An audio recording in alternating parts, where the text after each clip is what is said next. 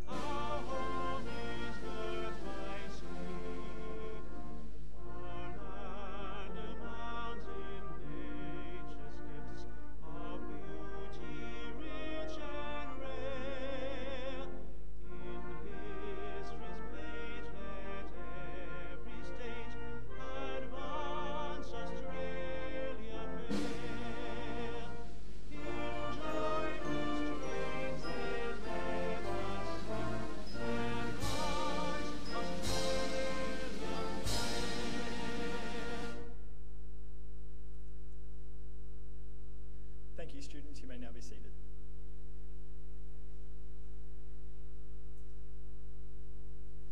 The Australian War Memorial was the vision of Charles Bean, Australia's First World War official historian. Bean landed with the Australian troops on Gallipoli and stayed with them at the front through to the end of the war. The idea of this national memorial and museum came to him at Pozières, France, in the depths of the bloody fighting of 1916. Bean's idea was that this would be a place where families and friends could mourn loved ones buried in faraway places. It would also be a place that could help all Australians understand what these men and women had endured and what they had done for us. Bean's vision, to which we remain true, is best expressed as inscribed in the entrance to the memorial's galleries. Here is their spirit, in the heart of the land they loved, and here we guard the record which they themselves made. Tonight, we will read the story behind just one of those on the Roll of Honour, which lists the names of more than 102,000 men and women who have given their lives for us in war and operations for more than a century. But first we present a lament, Flowers of the Forest. Wreaths or floral tributes will now be laid at the base of the pool of reflection.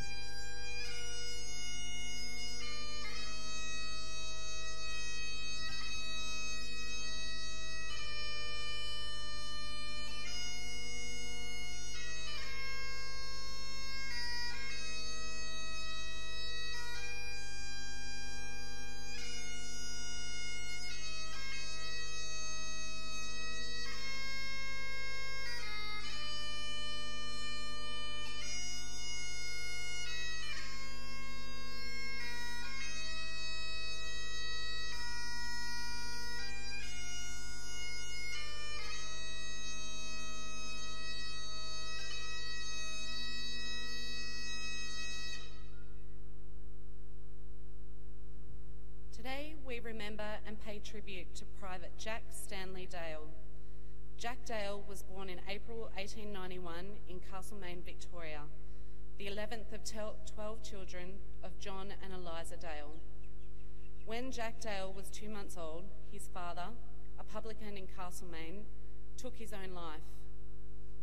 Dale grew up in Castlemaine and went to school there.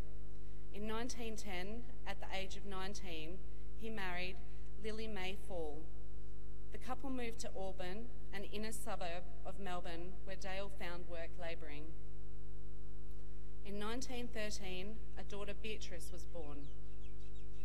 After the outbreak of the First World War, Dale enlisted for service in the AIF in Melbourne on the 4th of July in 1916.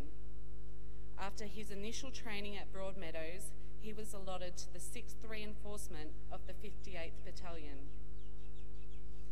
Dale embarked from Melbourne on the 2nd of October aboard the transport ship Nestor. After disembarking, he spent a month training in England before sailing to France at the end of December. After 2 months on the notorious Etapla depot, Dale was sent forward to join the 58th Battalion in support of trenches near Delvillewood. In late March 1917, the battalion was involved in a battle which saw Langnicourt captured by Australian 2nd Division. Dale was wounded in the arm by a shell splinter during the day and was evacuated. He rejoined the 58th Battalion in mid-April, and the following month took part in the battalion's defensive action at Bullecourt in the later stages of the battle. In June, Dale went absent without leave, for 2 days, for which he was awarded 7 days field punishment number 2 and fined 7 days pay. The 58th Battalion's next major action was in Polygon Wood. On the 26th of September, the battalion entered the front line under heavy German shell fire. The following morning, Dale and some of his comrades were resting at Blackwatch Corner when a German high explosive shell landed behind him. The explosion hurled him 100 yards out of the trench and killed him instantly. He was 26 years old. Dale's body was recovered and buried, but his grave was lost in the immediate fighting. After the war, his body was located by a graves registration team and reinterred at Tynecott Cemetery. His name is listed on the Roll of Honour on your left, with around 60,000 other names from the First World War. His photograph is displayed today beside the pool of reflection. This is but one of the many stories of courage and sacrifice told at the Australian War Memorial. We now remember Private Jack Stanley Dale, who gave his life for us, for our freedoms, and in the hope of a better world.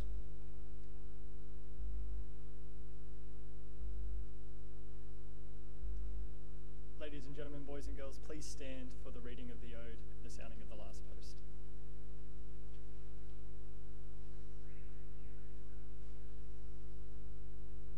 They shall grow not old, as we that are left grow old. Age shall not weary them, nor the years condemn. At the going down of the sun, and in the morning, we will remember them.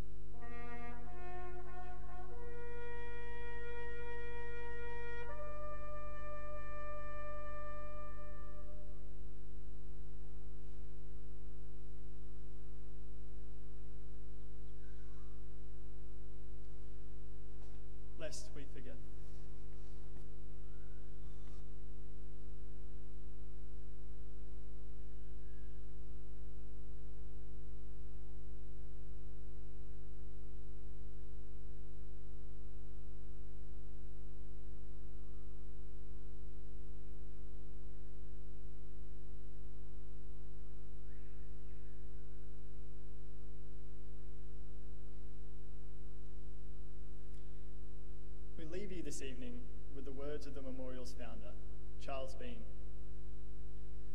Many a man lying out there at Pozières or in the low scrub at Gallipoli, with his poor, tired senses barely working through the fever of his brain, has thought in his last moments, well, it's over. But in Australia, they will be proud of this. Ladies and gentlemen, girls and boys, that concludes the last post ceremony. We thank you for visiting the Australian War Memorial, and we wish you all a very good evening.